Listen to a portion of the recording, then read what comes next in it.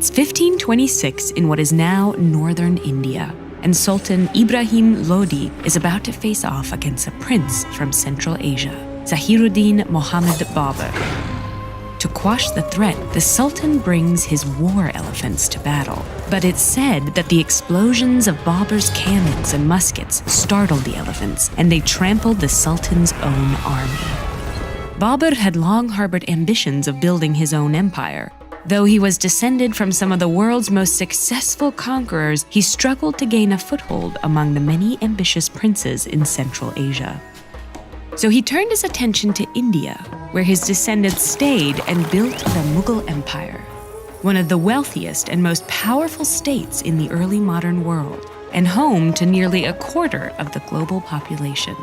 Bobur died just 4 years after that fateful battle, but his own memoirs and the work of his descendants immortalized him in colorful fashion.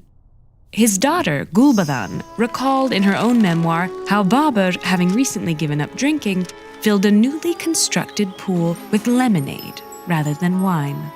His grandson, Akbar, commissioned exquisite miniature paintings of Babur's stories. One depicted the empire's founder riding through his camp, drunkenly slumped over his horse. It was Akbar who consolidated Mughal power. He established protections for peasants, which in turn increased their productivity and generated more tax revenue, and embarked on military campaigns to expand Mughal territory. Princes who swore allegiance to him were rewarded, while he made brutal examples of those who resisted, killing them and many of their subjects. His conquests opened access to port cities on the Indian Ocean, which connected the Mughals to Arab, Chinese, Ottoman, and European traders, bringing in incalculable wealth, including silver and new crops from the Americas. As the Muslim ruler of a diverse, multi-ethnic empire, Akbar worked to create internal cohesion by appointing members of the Hindu majority to high positions in his government, marrying a Hindu bride, and distributing translated copies of the Mahabharat, an ancient Indian epic poem, to his Muslim nobles. Akbar also hosted lively religious debates where Sunni and Shia Muslims, Hindus, Jains, Zoroastrians, and the newly arrived Portuguese Jesuit missionaries defended the merits of their respective faiths. While most participants viewed this as an intellectual exercise, Portuguese missionaries were disappointed by their failure to convert Akbar. The Mughals built architectural masterpieces, such as the Taj Mahal and the Red Fort, a palace 3 kilometers around that housed 50,000 people and contained the magnificent gold and jewel-encrusted peacock throne. Just the throne took 7 years to construct. During its first 180 years, the Mughals had only 6 rulers, which contributed to the empire's stability. When the 4th emperor Jahangir struggled with alcohol and opioid addiction, his wife Nur Jahan took the reins as co-ruler. When a traitorous general captured her husband in an attempted coup, she negotiated his release and rallied the army to stop the rebellion.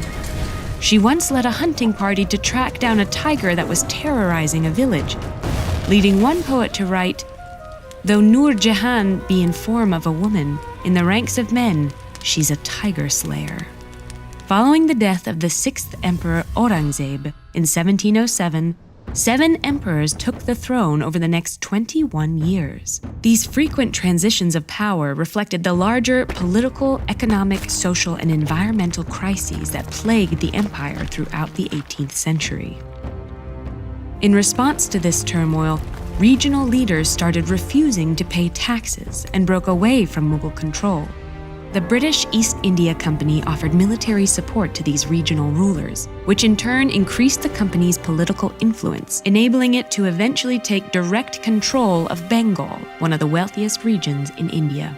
By the 19th century, the East India Company had massive political influence and a large standing army, which included Indian troops.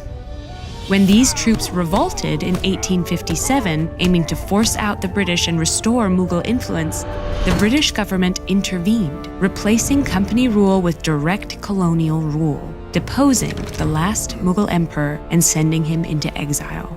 And so, over 3 centuries after its founding, the Mughal Empire came to an end. The emperors of the Mughal Empire were descended from two of history's most powerful and most controversial leaders. Were these men only brutal conquerors, or is there more to their legacies? It's up to you to decide with these videos.